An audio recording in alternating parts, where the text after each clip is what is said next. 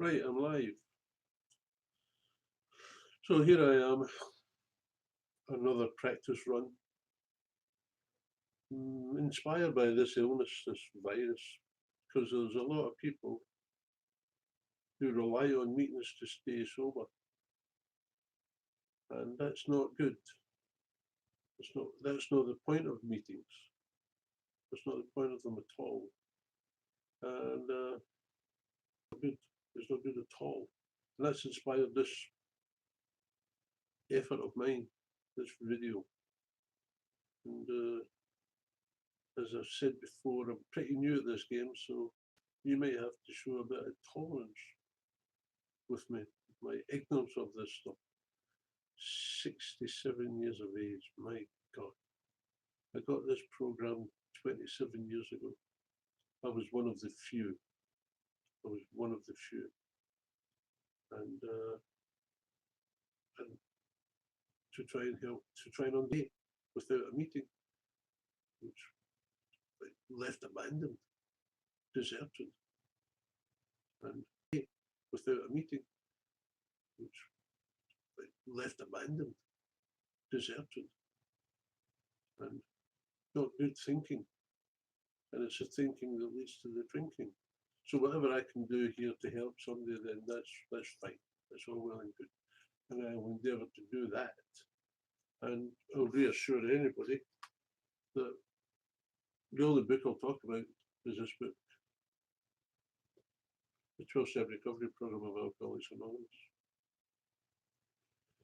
A brief history of that. What's it, 1939? The pioneers, the founders and the pioneers got together and created a book. A bunch of ex-drunks. They were screwed up at two-car funeral, but they created this masterpiece. In my view, certainly any books I've read about recovery or whatever, it is number one. It is number one. How could a bunch of ex-drunks who are screwed up at two-car funeral created any sort of book, and yet they come up with this masterpiece? Try to tell me there's no higher power. Call it God if you want, call it Jesus, call it Muhammad, call it Allah, whatever. But they did not do this on their own, as I said, very profound statement. They'd have screwed up a two-car funeral, which is what alcoholics do. So, let's talk about this book. They wrote it to preserve what they had discovered over the previous 3 or 4 years. And they knew that alcoholics would screw with it, so they got it down and they got it down on paper to preserve it. So we've got 12 steps, 12 statements of fact based on the experience of the people who wrote the book. And every step begs a question. How did they do it? And every question is answered in the first 103 pages of this book. That's how simple this is. 12 statements of fact. Every step begs a question. How did they do it? And every question is answered in the first 103 pages of this book. I'll quite often repeat what I'm saying because I think it needs repeating, bearing in mind the newcomer and their lack of ability to concentrate, which is a major problem for newcomers. A major problem. And also to keep myself on track because I'm 67 years of age and I'm a bit doddery. Sometimes forget what I'm saying, sometimes lose my track, which kind of disturbs me a little bit because this is so important. I came to these rooms in 1993. I've not had a drink since that first meeting. And I don't even ask you to take my word for that. I'm just saying that because it's a fact for me. You don't have to believe me.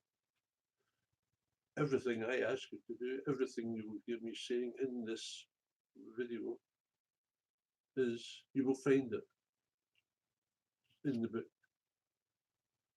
It's not my opinion. give you my experience, which has led me to here, talking to you guys, hopefully. So we've got 12 steps, still 12 statements of fact based on the experience of the people who wrote the book. And every step begs a question. How did they do it? And every question is answered in the book, in the first 103 pages. So let's take step one. Admitted we were powerless over alcohol. Who did? People who wrote the book. How did they do that? Read the first 3 chapters, if need be, because what they do at the end of those 3 chapters, they're got ahead of myself. Try and discipline myself. And this is one of those new books, huh? That kind of feeling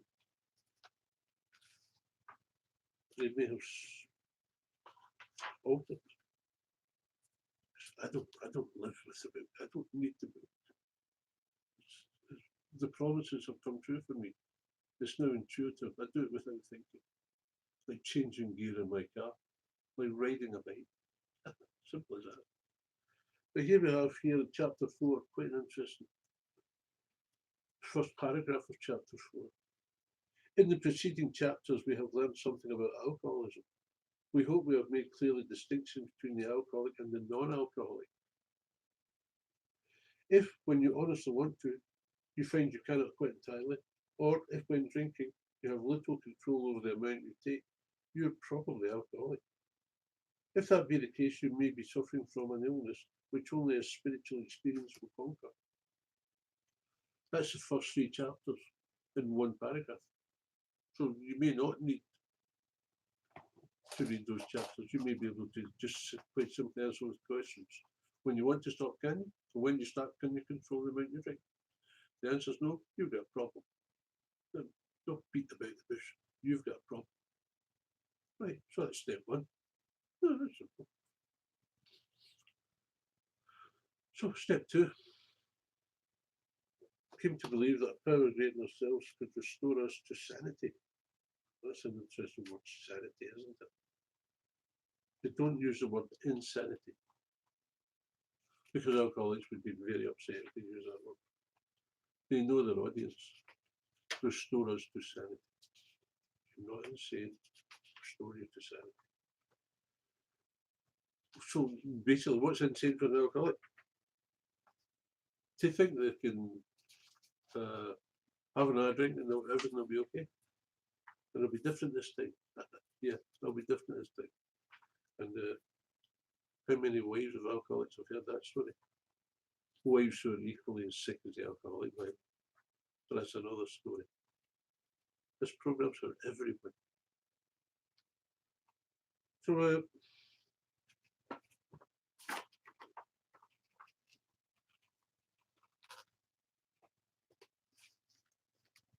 that's step 1. That's how simple it is. Came to believe that a power greater than ourselves could restore us to sanity. Right.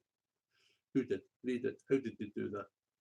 Read chapter 4, chapter 2, the agnostic. If you're an atheist, well, you won't even consider this program because you don't believe in any sort of power. You just believe that you live and die.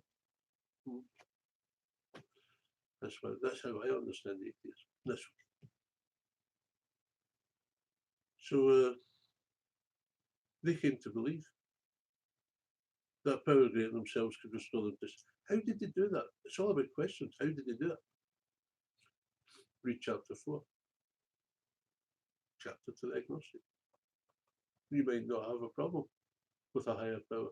Well, that's fine. Then you won't need chapter 4. All right. Okay. So that's steps 1 and 2 sorted. Step 3, made the decision to turn our lives and our will over to the care of God as we understood Him. We have a basic understanding of God through these first 2 steps, or the first 4 chapters. You have a basic understanding. Okay. Came to believe. You don't believe then. They came to believe because of what they done. All right, okay, so they came to believe. they're power great themselves. Okay, right, I'm interested in that, so fine. So how do I get there? Step 3, you make this decision. First part of which is personal house cleaning. Oh yeah. You take a moral inventory. One of the most profound statements I heard, Joe and Charlie, back over 20 odd years now, when they turned around and they said, and I had the mind of a child at that time, by the way, I was 40 years of age, but I had the mind of a child, but certain things stuck. I didn't quite know how to work them out, but they stuck. Inspired, inspiration, to be in spirit, to be inspired, spiritual. And I remember him saying, any business that doesn't take inventory goes bust. And I cannot understood that. You know, and they actually simplified it because they know who they're talking to. They talked about you've got stuff on your shelf that's not selling and it's taking up space that other stuff which is selling could be taking that space.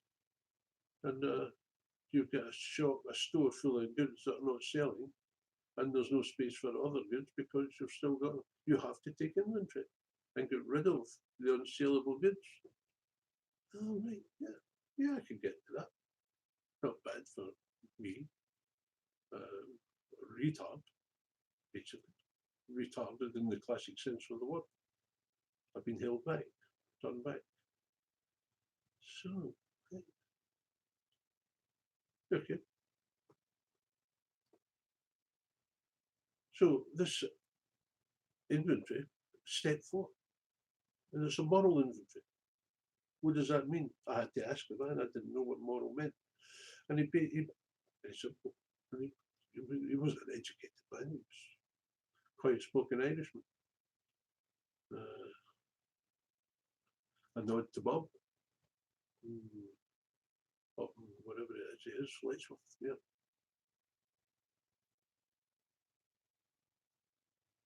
So this is the points where I get a wee bit blank and I have to think, right, stop wandering off. If I just wander slightly off, coming back again. And we're now at step 3, step 4, moral inventory, looking for the truth. And in chapter 5.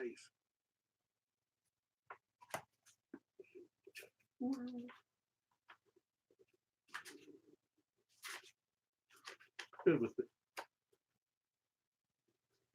Here we are, chapter 5. We read it out virtually every week, how it works. Yeah. You can talk about it till the cows come home. Rarely have we seen a person fail who has thoroughly followed our path. Wow. And I've only been at it 4 years, 5 years.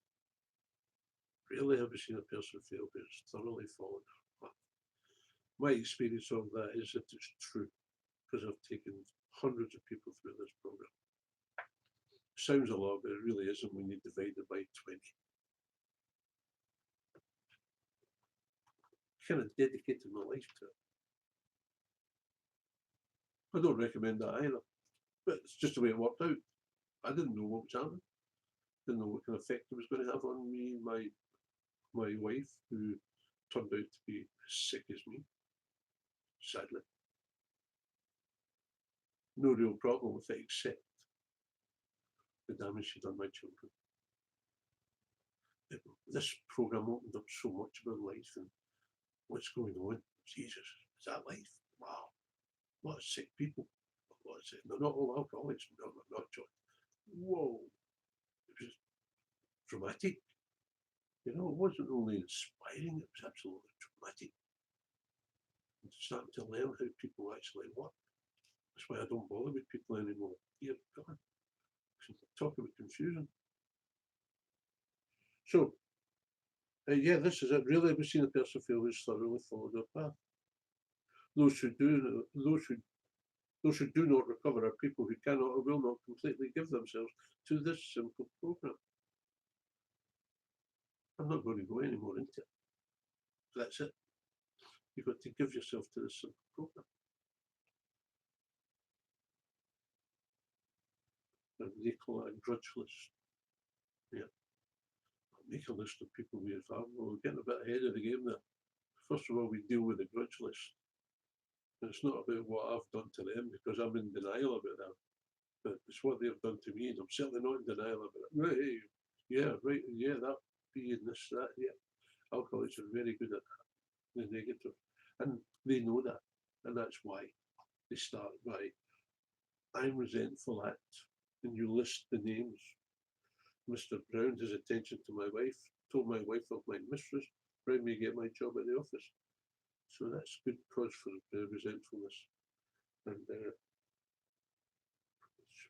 And part of me affected my sex relations, self-esteem, fear. Sex relations, self-esteem, fear. This is on each item of that they've listed here. And fear comes up quite a lot. To be fear, to be fearful, to be fearful.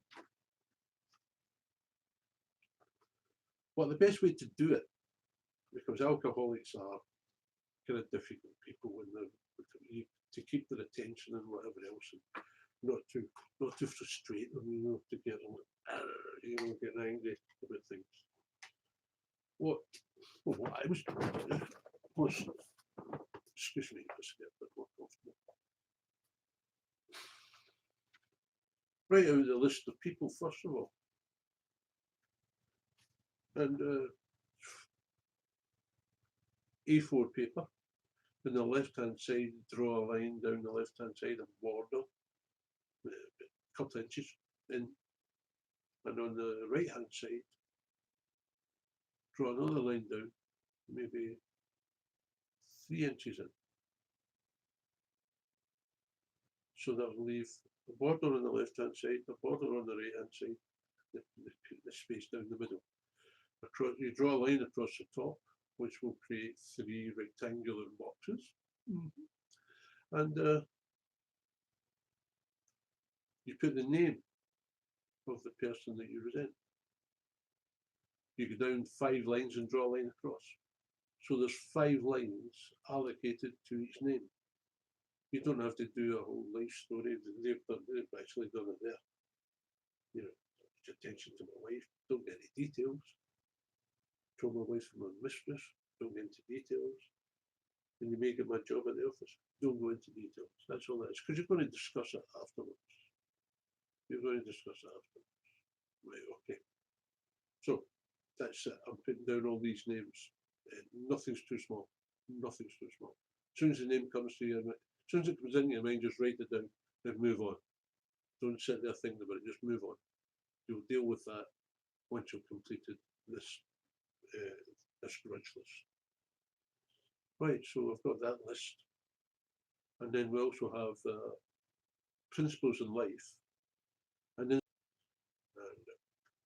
it's pretty straightforward, pretty simple. So once I've completed the list of names, I then go to the center column, the cause. It says here, the attention to my wife, told my wife to be my mistress, threatening my job. And I resent to my mother. First thing, mother. She frightened me. She physically assaulted me as a child. Well, after my father died. My father died probably drunk and probably alcoholic when I was 10 years of age. He was in his 30s. I can't even conjure up an image of the man. Yeah, he was in my life for 10 years. It's quite disturbing that. I don't like that at all. I don't like that at all. He's totally dysfunctional. He's married to a woman. He's got a horrible job. But there's a good chance he can get a drink in the Glasgow docks. Whiskey being quite a main export. And one of those kind of jobs for life thing, you'd have to kill somebody to get sacked. And so he was in that little club and he drank. Don't remember him. Don't remember him being particularly horrible and nasty. Don't remember him. And that's very sad. It's very sad indeed. And when he died, an accident, drunk, in the Glasgow Docks. And that was it then. And that was the beginning of the nightmare. A mother with 5 kids. Imagine having 5 kids in those circumstances. How insane is that? How insane is that? And that's reflected in a lot of people of my generation.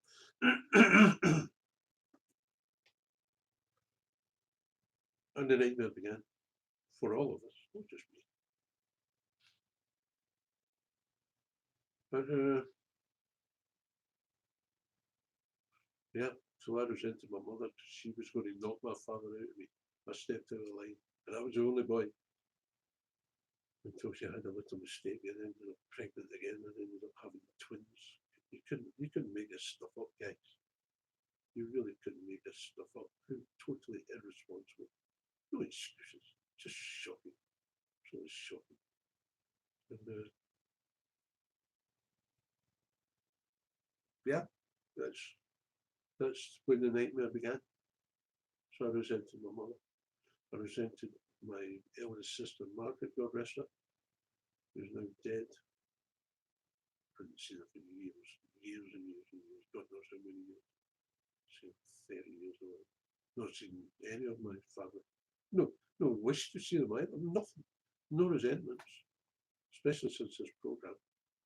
And I'm changed. I'm an entirely different person. They wouldn't recognise me. They would probably think I was a nutter. I'll just pat me in the head and say, yeah, keep coming back, son, don't worry. You fancy a wee drink?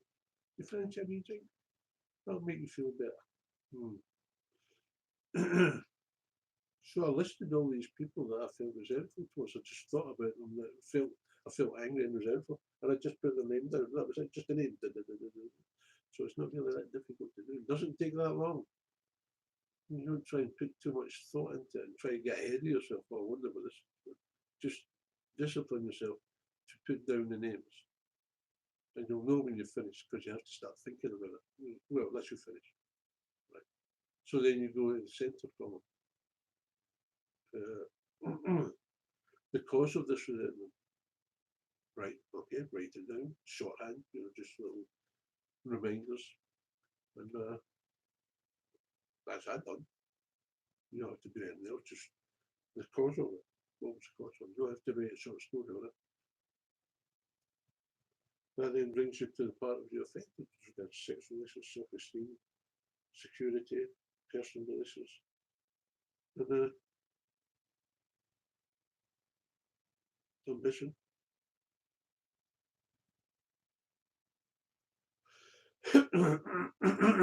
And that's all you do. If you do it across the way, what happens generally happens is before you're halfway down, because you're probably still dealing with family, something reminds you of something that happened previous with the other person. So you go back to the other person and try to edit that, and you end up with a complete mess. And that's when alcoholics just chuck it out the window. So yeah, you need to be disciplined. And I was pretty disciplined for whatever reason. I'd been in AA for 18 months and I was going off my head. And how could I tell all these people? Because these people are all well. People are telling me how wonderful AA was, and how wonderful the programme was, and how there's no set way of doing it, and whatever suits you, suits you. Anything goes, which is complete utter rubbish, dangerous rubbish. Has to be stamped out. So I know. There you go. So I've got all the names, I've got the causes, and I've got the part of me affected. Right, okay. So I have a chat with him. We went back through our lives, nothing counted but thoroughness and honesty. When we were finished, we considered it carefully. We considered it carefully. And I won't go into what they go into, other than to say that the world and its people were often quite wrong. To conclude that others were wrong was as far as most of us ever got. Oh yeah, I recognise that. He's a victim. Oh right, because I can see where they're wrong. I can't see where I'm wrong. Oh right, okay, fine, yeah, I've got that sorted right. So we discussed it with a man. And basically what what comes from that is you discover that what you're responsible for, and you discover what they're responsible for. Well, that's pretty neat. And some of it's pretty clear and pretty damning evidence, you know. So, I don't like that. That's the kind of stuff I want to make excuses about. You know, what if? The what ifs. If only that had happened, if that didn't, you know, rationalization and justification, they call it. Uh, wouldn't have used that when I was first coming about because I didn't know what it meant. But that's what it is. I rationalise it using my mind, and I justify it using my mind. And as I've already stated, I had the mind of a child. So I needed this sort of discipline. And they've written it out beautifully, simply. So I've got these people. And I've now I've discerned, I've worked out who acted towards me because they were just nasty and spiteful, and who reacted towards me because of me. I almost felt as though I'd been conned by them. Find out, well, yeah, what did they do? You, John? Yeah, they did. Yeah, but what did you do to them, John? What? Me? That's why they started with a grudge list. Very, very clever. Very clever. The nicest con ever in the history of man. This book is a huge place in the history of man. Huge place. And wow. So now I know. I know who acted badly towards me. So here we go. We realised that people who wronged us were perhaps spiritually sick.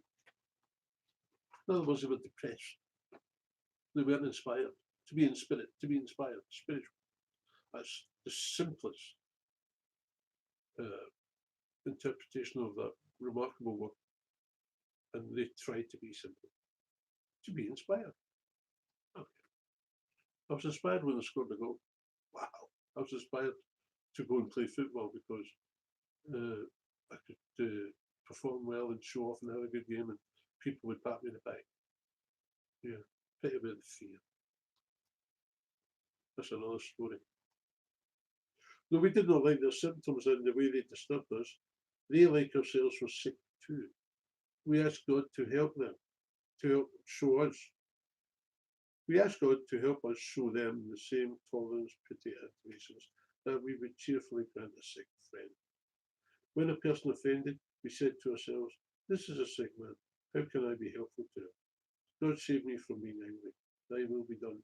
Pretty powerful stuff. But they realised, of course, we were only just beginning. Not expecting you to go out and do it immediately. Suddenly become a saint overnight. Not that at all. They're just pointing out to you the type of person and how the person who's upset me and done things to me is equally as sick as I was. In the main, true. There are exceptions. Tragic exceptions. I have to be very, very careful with this stuff. So there you go. We avoid retaliation or argument.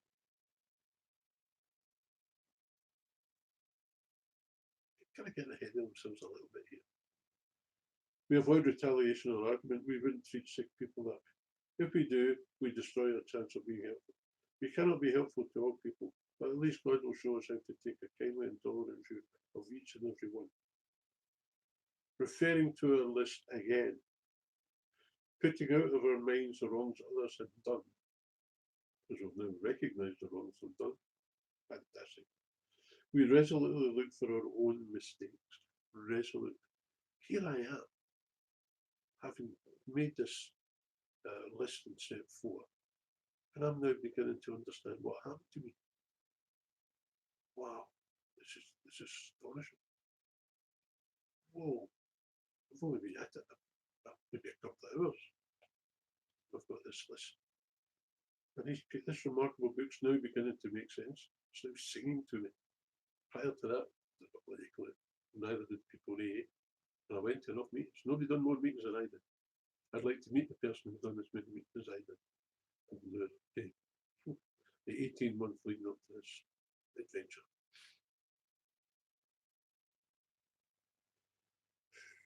Referring to our list again, putting out of our minds the wrongs others had done, we resolutely looked for our own mistakes. Where had we been selfish, dishonest, self-seeking, and frightened? Though the situation had not been entirely our fault, we tried to disregard the other person involved entirely. Where were we to blame? The inventory was ours, not the other person's. When we saw our faults, we listed them. We placed them before us in black and white. We admitted our wrongs honestly and were willing to set these matters straight. So, the first aspect of step 4 is the grudge list to see what these have done to me. I then have to go back to it. And then I have to look at it from an entirely different way. Where did I be selfish, dishonest, self-seeking, or frightened? So I've now got another list to make. My mistake, part of me at fault, whom have I harmed? Wow. And it's laid out the same way as it was in my grudge list. Exact same way. And if you do it, you can do it well, you can read it straight across from grudge list to my mistake and who I had to make it. Who do I have to make amends to? How do I discern this? This is how they done it. This was their way. My mistake, part of me at fault. My mistake. Where had I been selfish, dishonest, self-seeking, frightened? Who would I harm? Wow. Absolute dynamite. But it's so much easier to do that because of the grudge list that we've got. To refer back to the grudge list. And as I said, putting out of our minds the wrongs others have done. Yeah, okay. And maybe part of it, right, okay, but other parts, no, that's got quite down. So this is remarkable, this process, absolutely remarkable. And then the focus on the word fear, because the word fear comes up a lot.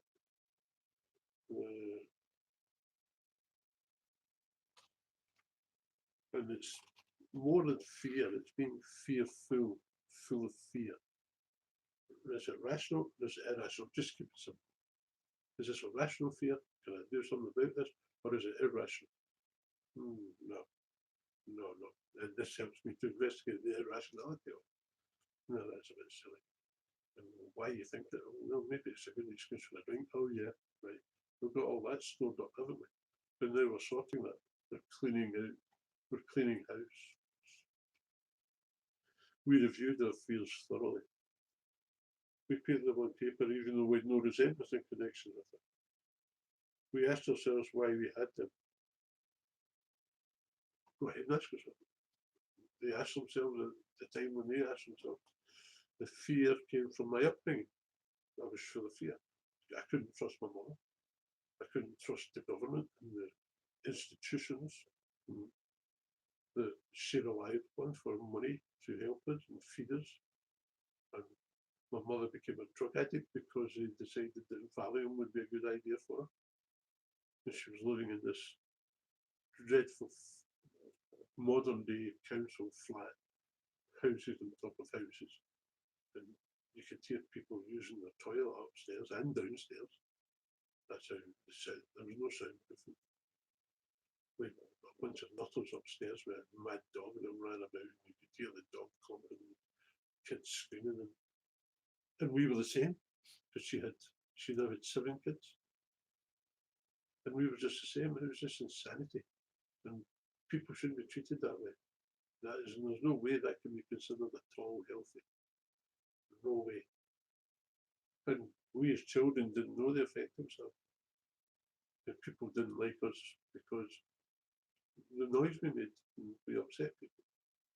And didn't understand why they gave us dirty looks. So beautiful. Dreadful, dreadful place to be. Dreadful place to be. A mother who's a drug addict. She doesn't even know she's a drug addict. We don't know she's a drug addict. Talk about cunning, baffling, and powerful. That's perhaps the best example of it. We didn't know, and we didn't know we didn't know. My mother didn't know, and she didn't know she didn't know. I don't love my mother, but I have a huge compassion for her. A huge compassion for her. Wow. And my mother wasn't able to get love. So to grow up without love is a serious handicap. This is not nice, is it? No, it's not nice. But we're on our way to sorting it out, John. And that's where the fear comes from. Okay, so rational or irrational. That's a simple way that I treated it. Didn't get too psychosomatic or whatever it was about it, analysing this and analysing that. I suppose keeping it simple. Keeping it simple.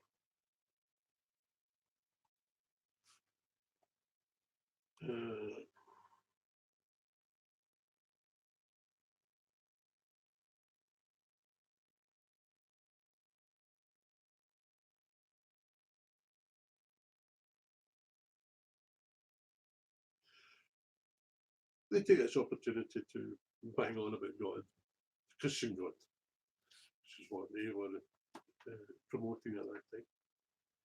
And that's shut off. I'm not criticising it. But they then go on to your sexual conduct. Sexual conduct. I had a love affair. I had a love affair with alcohol. Sex wouldn't get in the way of that. Out drinking, and I was only out drinking. I wasn't out looking for women. And I was always able because I had no confidence. No confidence until I was drunk. And then you just make a complete fool of yourself. So sex was just sad. Basically, it was sad. But there you go. We're getting that down as well. So I now have a step 4 inventory. I've got the people I resent, and then I've got the people who probably resent me, and I now have the means of sorting it out by going out to make amends to them, which we'll discuss in chapter 9. It is done. This is fantastic. So step 6. I've worked this stuff out now. I've got it. I know what I've got to do. Some of it is difficult. It's always worthwhile talking to you about this wee woman who I was taking through the programme. Yeah, and I took women through the programme as well because there wasn't any men to do it. Yeah, there wasn't any women to do it. There's few enough men, but even fewer women. That's something that should be considered as well. Took this wee woman through step 4, and she started crying. I said, "Why are you crying?" She says, "Well," she had just come back from a relapse, which is attempted suicide. Let's not kid ourselves here. This is serious. She says, "Well, I had a resentment against my father." Yeah, we know that because he sexually assaulted you. Yeah. And I've got resentment. Yeah, right, fine. But this last sponsor I had told me that I'd have to make amends to my father because I resented my father. And she kind of looked at me and she started crying. Yeah, a wee bit of panic on there. She says, but that's ludicrous. It's moronic. That's idiotic. How could you as a child be held responsible for what your father done to you? You're relying on your father and your mother, an adult, to protect you from life and guide you through life. And here he is abusing you. And your sponsor's telling you that because of that, you have to go and make amends. This is the literal way that these morons take this program. And it's shocking. And it's more prevalent than most people would care to admit. And this wee woman burst into tears. I said, "Now I'm crying because I'm happy. Because you made it so clear to me." There's a lot of stuff in that. And I'm not going to go into it because it brings up stuff for myself as well. That there are resentments which are totally justifiable. Wee woman who resented the driver who crashed his car and injured her. She resented him. She played no part in it. She was just unlucky enough to be there. That was it. What part did you play in it? I didn't play any part. Okay, fine. So you have to go and make amends. Oh, fine. That's a great relief. Great relief. And you'd be amazed at how often that happens. I think I'm digressing. Yeah, step 6. Some stuff you don't need to make them. We've worked it out and we've discerned it. And if there are things that you might be having a bit of difficulty with, because there are things where you do something, somebody does something to you, and it can turn out to be quite nasty. But you've still got to be able to work out through step 4 and 5 where you're at with that one, how to go about it, and how you will have difficulty. But that's okay if you have difficulty, because you've got the step 7 prayer. You do that every day till such times as the answer comes to you or it goes away. And it's fine. Every time you say the step 7 prayer, you've completed step 7, because step 7 is a prayer. All right, some people, we are practicing steps every day. We can practice step 7. You can practice steps. How do you practice taking an inventory? Just mad. Absolutely mad. The first 9 steps are in the past tense. Once they're done, you're done. You never have to go back to them unless you relapse and resume, or you have the privilege of taking somebody through this program. Which, if you're concentrating, that's what I'm doing with you just now. Okay. But so that's your page 76. Very powerful pages. Step 6, 7, 8, and 9. The beginning of 9. So let's have a look at steps 8 and 9.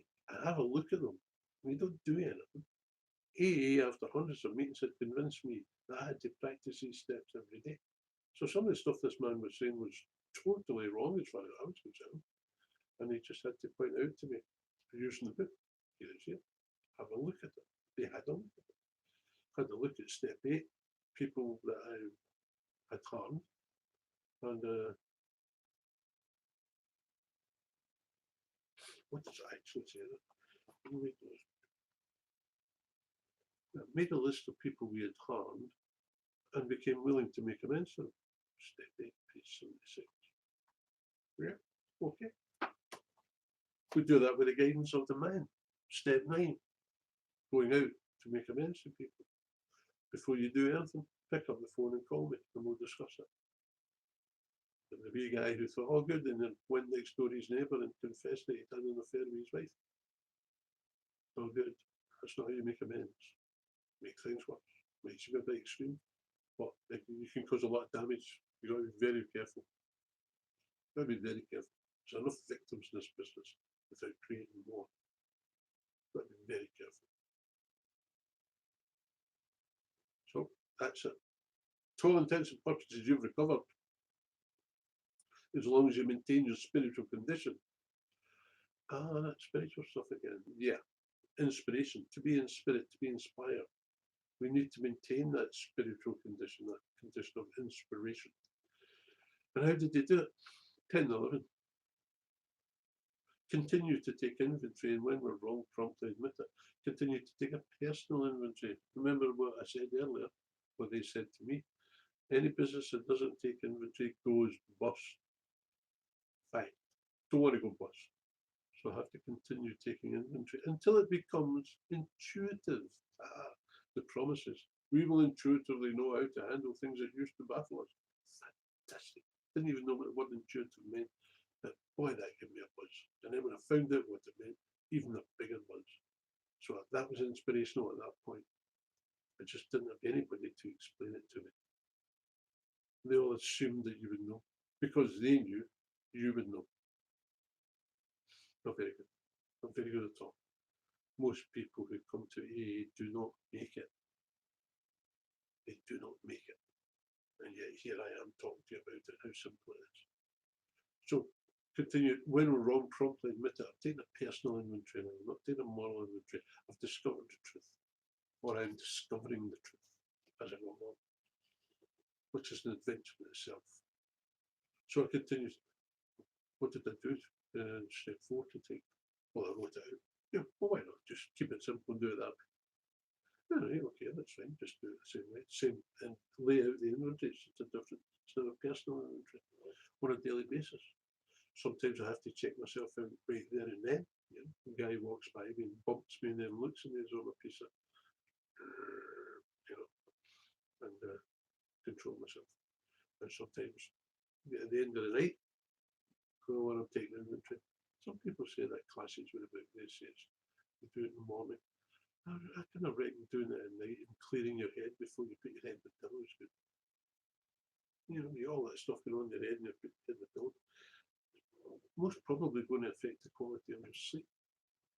I think that's reasonable. Yeah. So do it before you go to bed. Yeah, and feel good about yourself because at the end of it, you do a gratitude list. I know how to take inventory. That's right. I've got a gratitude list. What I'm grateful for.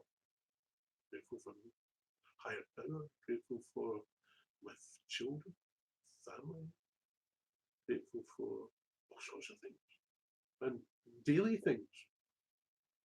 And you just keep repeating them until it becomes intuitive. You know, it's all intuitive. You have to do it. You have to practice it for it to become intuitive. Like riding your bike, you fall off a few times, but you're right up there again, aren't you? Oh, well, let's go, because you're inspired. You're inspired because you want to be able to ride your bike because it gives you so much freedom. So much freedom riding the bike. I had to steal a bike to the front one. Fascinating. See, once I'm talking this stuff, it takes me down memory lane, and but I'm talking about a solution. See, I'm not talking about a problem here. Previously, I'd be talking about the problem and boring everybody. That's it. That's why I'd have to get drunk, and the people listening to me would have to be drunk as well. But I'm no longer doing that. I'm talking about the solution. Wow. So that's step 10. Yeah, nice and simple. Nice and simple. Step 11, sought through prayer and meditation to improve our conscious contact with God as we understood that. Prayer and meditation. Prayer, it's entirely up to yourself. Varies all over the place. Different religions, different countries. Right. Prayer and meditation. I used to think it'd be all chanting and bouncing up and down and literature and all that stuff. And nobody told me any different. And it's quite simply when I talk about meditation, I talk about thinking deeply. To meditate is to think deeply. And who's the best in the world at thinking deeply? Without a doubt, alcoholics. The only problem is the subject matter is so depressing. They think so deeply about it that they have to drink to sort it out. That's their cure, that's their solution to their thinking. This program changes your thinking. Wow. Prayer and meditation. To meditate on the good stuff. Wow. Step 10, gratitude list. Meditate on the good stuff. This is fantastic, isn't it? This is a bunch of ex-drunks, by the way. Screwed up a 2-car funeral. Argued about it, put a full stop. Wow. Here I am now. Let's see.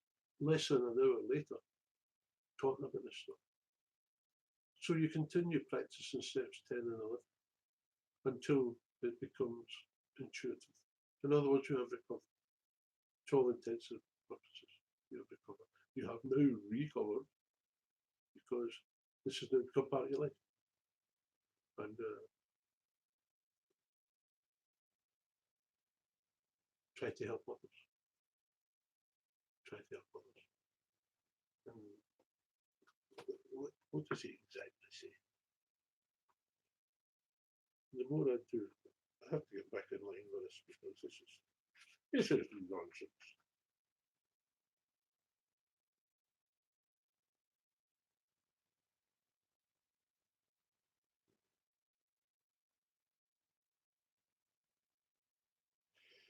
Praying only for knowledge of His will for us and the power to carry that out. Having had a spiritual awakening as the result of these steps, the previous 11 steps, we try to carry this message to alcoholics and to practice these principles in all our affairs. So it's not an if, but a maybe. you will have a spiritual awakening. So it's not saying if you have a spiritual awakening, then this will happen. What it's saying is quite definite. Having had a spiritual awakening as the result of these steps, we try to carry this message to our colleagues and to practice these principles in all our affairs. Bunch of ex-drunks screwed up 2-car funeral. It works. I know it works. And I'm a better person for it. But the saddest thing is, especially at this time, with people being isolated and being cut off from their lifeline, which is the meetings, which is a bad place to be, by the way. That, you need to be able to get this program and then go to the meetings to carry the message. Sobriety, freedom from alcohol through the practice and teaching of the 12-step recovery program is the sole purpose of an AA meeting. When you go to your average AA meeting, there's somebody sitting there telling you about their drinking, telling you about their life. And, I'll get back to childhood. Well, please don't, because it's so utterly boring and so self-indulgent, and obviously illustrates that you do not have this program. So it's a blind leading the blind, and they encourage each other because I don't know the term for it, but they encourage each other. And so they keep inviting people. People are regular caregivers, and they become there's a kind of circuit that they do. And I certainly done enough chairs, but it was different with me because I was talking about the book. I like to think I created a bit of a revolution in East London, because one guy had the wisdom to invite me down to East London, which was miles away from where I lived. But I would go anywhere to talk about this stuff. And that created quite a revolution down there. And I took an awful lot of people that I took through this program came from those origins. And people recommending me. And wow, this is just dynamite. So, well, and then it's there, it's in the book, if you hear what I'm saying, hopefully I made it clear enough. And you'll have a great life ahead of you. You'll have a great life ahead of you. And of course, if you've got the first 9 steps behind you, then you have it.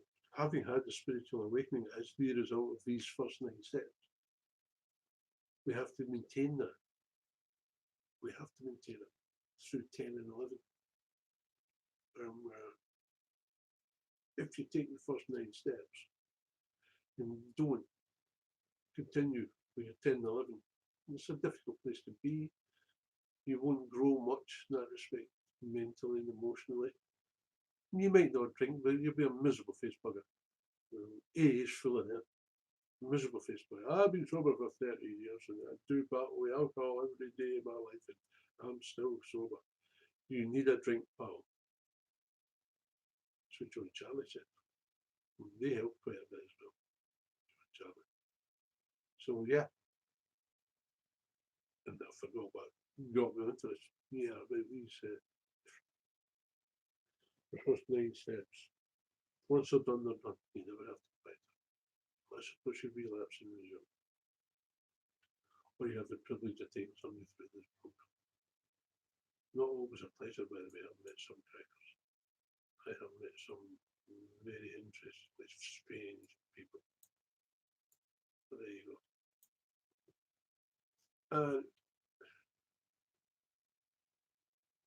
So it's less than an hour. And if you don't have this program, then you've got no excuses.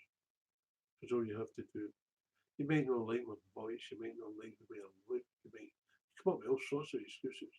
But if you listen to the words and come and check it off on the book, you say, well, he's talking about the program. Yeah, I don't like his hairstyle, I don't like his shirt. All these excuses alcoholics put up, just remarkable. Just remarkable. And the first 9 steps will keep you coming back. If you've not got those first 9 steps, you'll relapse and you probably will never come back. Which means you will die. And we don't hear about the ones who die, because they just go away and die. And it's shocking. Especially as I've just been talking for less than an hour. And that's, hey, this is it. here we are. You now have no excuses. You've got the means to do it. So go ahead and do it. If you want any advice, any problems, contact me through this. I think I'm not too sure about it. I'm not too clued up on this modern technology. I consider it modern. My daughter just looks at me and shakes her head. Because it's everyday stuff to them. It's just astonishing. It's astonishing. So I am going to leave it at that. And